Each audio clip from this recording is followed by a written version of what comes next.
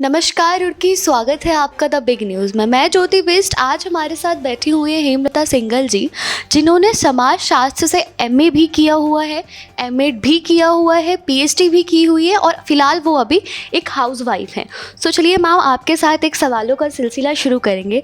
तो सबसे पहले तो मुझे ये बताइए मैम, कैसे हैं आप? एकदम बढ़िया, धन्यवाद ज्योति जी मैम, चलिए सवालों का सिलसिला शुरू करते हैं। तो जैसे कि आपको पता ही है, 2022 के चुनाव नज़दीक आ गए हैं। 14 फरवरी को वोट्स भी डलने हैं। तो आप किसके समर्थन में हैं इस बार? और मैं आपको बता दूं कि बीजेपी से जो हमारे खड़े हुए हैं वो है प्रदीप बत्रा जी, कांग्रेस पार्टी से है यशपाल राणा जी, और अन्य पार्टी से भी कई लोग हैं। तो आप किसको इस बार समर्थन दे रहे हैं? देखिए, ऐसा है ज्योति जी, मैं समझती हूँ प्रत्यक्ष को प्रमाण की ज़रूरत नहीं होती है और मैं नहीं जानती कौन किस पार्टी से खड़ा हुआ है। एक बहुत छोटा सा एग्जाम्पल मैं आपको दूंगी। आप अभी मेरे घर तक आई हैं तो नेचुरली आप रोड से ही आई होंगी। तो जब मैं घर से बाहर निकलूँगी तो मैं चाहे पैदल जाऊँ या अपने हस्बैंड के साथ स्कूटर पे जाऊँ या मैं गाड़ी से जाऊँ, तो मेरी सबसे पहले ख्वाहिश होगी कि रोड अच्छी होनी चाहिए। तो मैं आपको एक छोटा सा एग्जाम्पल दूंगी कि अभी हमारे इधर हरिद्वार रोड आपने देखा होगा कि वो हाईवे बनाया है, बहुत अच्छा है। बट माउंट फोर्ट स्कूल जो हरिद्वार रोड पर है, तो वहाँ से लेकर मंगलौर रोड तक ये किसने बनाया? विधायक निधि से बनाए। अब मैं ये नाम नहीं ले रही हूँ कि विधायक कौन है, लेकिन वो ये मुझे पता है कि विधायक निधि से बनाए, तो नेचुरली विधायक जो हैं वो ही बनाएंगे। तो इस समय वर्तमान में हमारे प्रदीप बत्रा जी हैं, तो श्रेय नहीं जाता है कि उन्होंने इस चीज़ को समझा। और ये तो एक एग्जाम्पल है। अभी आप गणेशपुर से लेके रामनगर तक चले जाइए, सारी रोड एकदम फर्स्ट क्लास है। तो ये एक रोड की बात आई। दूसरा, जब हम घर के से जाएंगे निकलेंगे, हर व्यक्ति को आयुष चाहिए, मतलब हेल्थ उसकी अच्छी होनी चाहिए। तो आपने उसमें भी काम किया है। अब एग्ज़ाम्पल अभी का ले लीजिए आप, कोरोना काल का। तो सिविल हॉस्पिटल में आपने सबसे पहले आईसीयू बनवाया।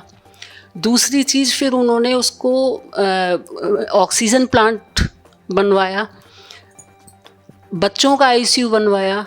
फिर 10 लाख की लागत से उन्होंने सारा वो शेल्टर बनवाया जहाँ लोग ऐसी खुले में वो रहते थे।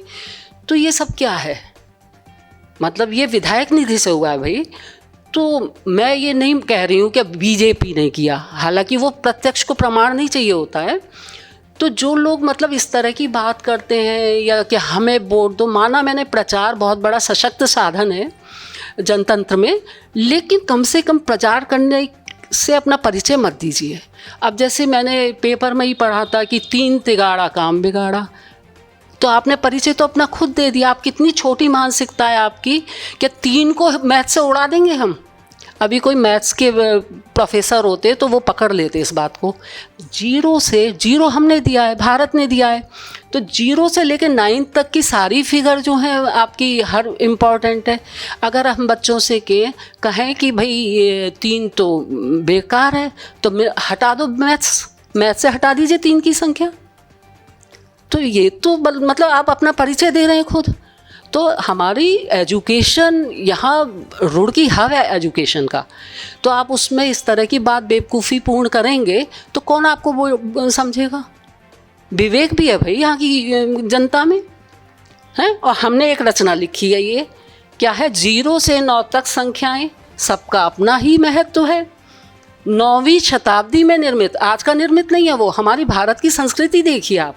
9वीं शताब्दी में निर्मित, और मैं बता रही हूँ सुचेंद्रम तमिलनाडु में स्थित, क्या ब्रह्मा विष्णु महेश का मंदिर, ब्रह्मा विष्णु महेश का मंदिर। फिर संगम में तो देखिए पापी लोग भी नहाने जाते हैं, है ना। तो संगम की 3 नदियाँ, गंगा यमुना सरस्वती, और 3 देवियाँ यानी सरस्वती, दुर्गा और लक्ष्मी। इन तीनों के अलावा तो कुछ है ही नहीं दुनिया में। फिर मतलब ये हुआ कि 3 तिगाड़ा सबसे प्यारा, झंडा ऊंचा रहे हमारा, है ना। तो ये वाली बात है, परिचय देने की ज़रूरत नहीं होती है, आपकी भाषा आपका परिचय है। तो आपकी मर्जी है। हमारा तो रुड़की भैया शिक्षितों का देश है, शहर है, सॉरी। तो नेचुरली शिक्षित लोग हैं तो अपने आप डिसीजन लेंगे क्या कौन सही है। हम क्यों किसी और को देखेंगे जब हमें इतना अच्छा हर क्षेत्र में विकास मिल रहा है। अच्छा, आप शिक्षा ले लीजिए। शिक्षा तो किसी भी राष्ट्र की उन्नति का सबसे पहला माध्यम है ना। तो आप देखिए, आपने GIC स्कूल ले लीजिए, तो वहाँ पे उन्होंने एक स्पोर्ट्स कॉम्प्लेक्स बनाया है।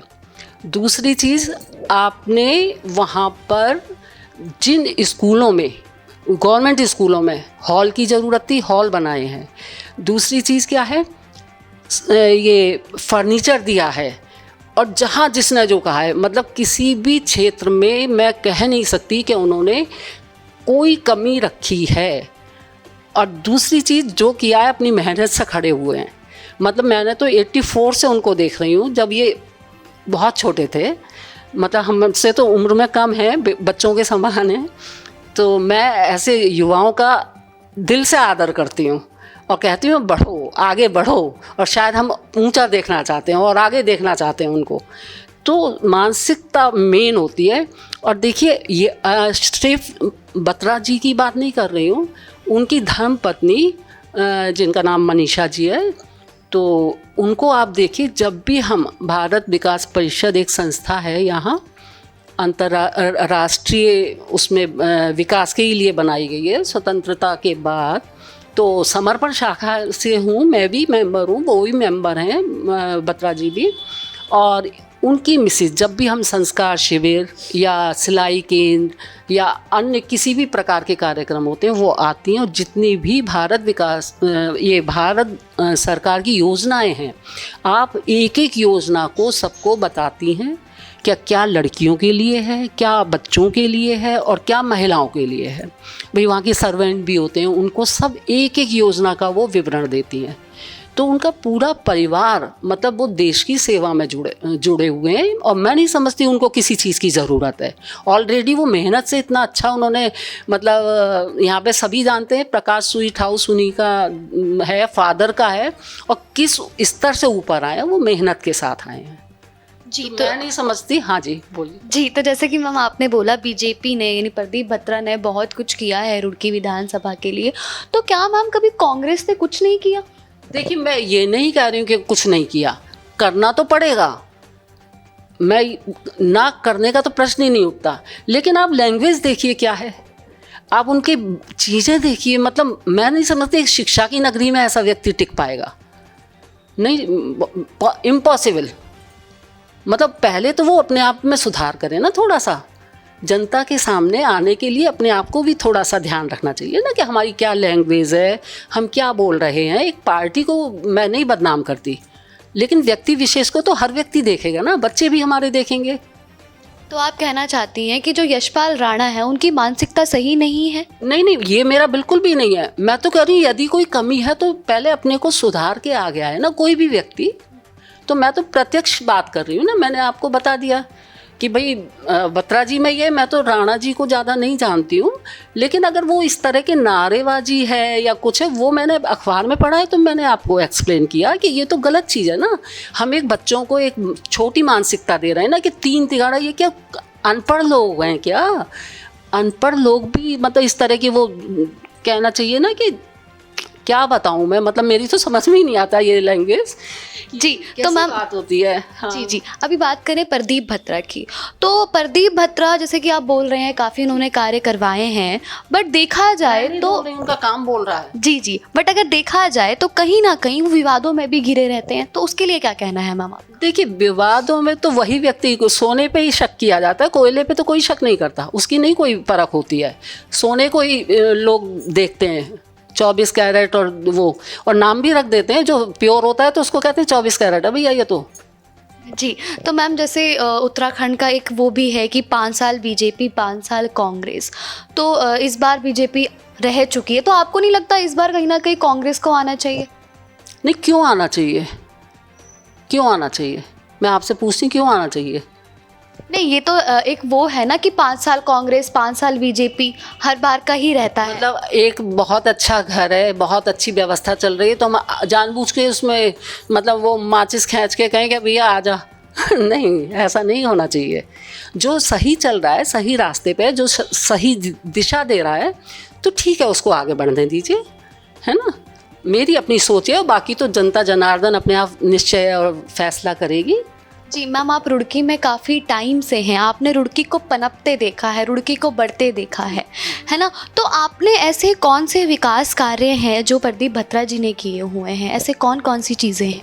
मैंने इतने सारे तो आपको गिना दिए, और बाकी तो मैं बताती हूँ आपको कि उनके साथ कोई ऐसा भेदभाव नहीं है। आपने मलिन बस्तियों में भी काम किया है, मोमडन बस्तियों में भी काम किया है, और ये पठानपुरा ले लीजिए तो वो सारा मोमडन्स एरिया है, तो उनके अंदर वो भेदभाव नहीं है। तो जिसको जहाँ जो ज़रूरत है तो वो पूरा करते हैं। और ये मैं मतलब केवल सुनी हुई बात नहीं कर रही हूँ, या मैं किसी की मार्केटिंग नहीं कर रही हूँ। मैं स्वयं प्रत्यक्ष मतलब जाके देख भी लेती हूँ। कहीं मुझे कोई डाउट होता है, किसी ने कुछ कहा, मैं चली जाती हूँ और जाके देख भी लेती हूँ आँखों से कि बात सही है या यूँ ही है। तो मुझे जो प्रत्यक्ष दिखता है, और उसके लिए आप भी देखिए जाके। मैं ये नहीं कहती कि मेरी बात पे विश्वास करिए आप, हो सकता है मैं उनके फेवर में बोल रही हूँ। जिसको भी मेरी किसी बात पर डाउट है वो जाके खुद प्रत्यक्ष जाके देखे और वहाँ के लोगों से बात करें, तो उसको विश्वास हो जाएगा। जी मैम, बात करें अभी वोटर्स की, तो जैसे हमारे जो वोटर्स हैं, आप उनको क्या कहना चाहेंगे कि जब वो वोट डालने जाएं तो वो कैसे लगाएं कि नेता कैसा होना चाहिए, कि वो कैसे चुने अपने अच्छे नेता? देखिए, मेरा कहना 18 साल का व्यक्ति वोट डालेगा तो मेरा कम से कम अपने युवाओं से, है ना, जो देश के भावी कर्णधार हैं, तो उनसे कहना ये है कि उनको आगे आना चाहिए। और यदि उनके पेरेंट्स किसी बात से विचलित हो के या किसी के प्रभाव में आके गलत डिसीजन ले रहे हैं, तो उन युवाओं को अपना वोट तो देना ही चाहिए, अपने पेरेंट्स को भी मिसगाइड होने से बचाना चाहिए। और उनको प्रत्यक्ष जो उन्होंने देखा है अपने स्कूलों में, रास्ते में, क्योंकि हम पेरेंट्स तो घर में बैठे रहते हैं, बट वो बच्चे तो स्कूल जाते हैं, वो देखते हैं रोड की क्या पहले स्थिति थी। आप अगर डाटा उठा के देखें तो पहले जो दुर्घटनाएं होती थी और अब देखिए कितना अंतर हो मिलेगा इन 5 सालों में। तो मैं समझती हूँ कि बच्चों को आगे आना चाहिए इस समय, क्योंकि बड़े लोग क्या है, अपने प्रभाव में किसी के या किसी के स्वार्थ में, पदलोलुपता में, उसमें बहक जाते हैं। तो मैं तो कहती हूँ हमारे बच्चे जो हैं निस्वार्थ हैं, देश के भावी कर्णधार हैं, और किसी भी तरह के लालच में ना आए, उनमें समर्थ हैं, उनमें बुद्धि है, उनमें विवेक है, उसको जागृत करें और मेहनत करें और आगे बढ़ें, ताकि हमारा देश अच्छा बने। पहले घर को संभालें, फिर समाज को संभालें, तो नेचुरली राष्ट्र उन्नत होगा। जी मैम, हमारा चैनल है द बिग न्यूज़, इसके माध्यम से आप रुड़की की जनता को क्या कहना चाहते हैं?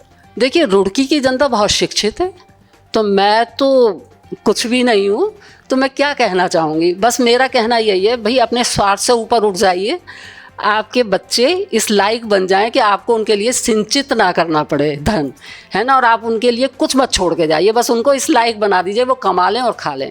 भगवान ने हाथ 2 दिए, मुंह 1 है, जिसने दिया है तन देगा वही कफन। अपना तो ये सिद्धांत है। चिंता छोड़ो, अब बच्चों पे छोड़ो, है ना, बच्चों को आगे बढ़ाइए, देश को ऊपर उठाइए। जी, तो जैसे कि आपने देखा हमारे साथ मैम जुड़े हुए थे, ऐसे ही हमारी और भी अगर आपको खबरें चाहिए होंगी तो हमारे चैनल को देखते रहिए। मैं ज्योति बिष्ट, धन्यवाद।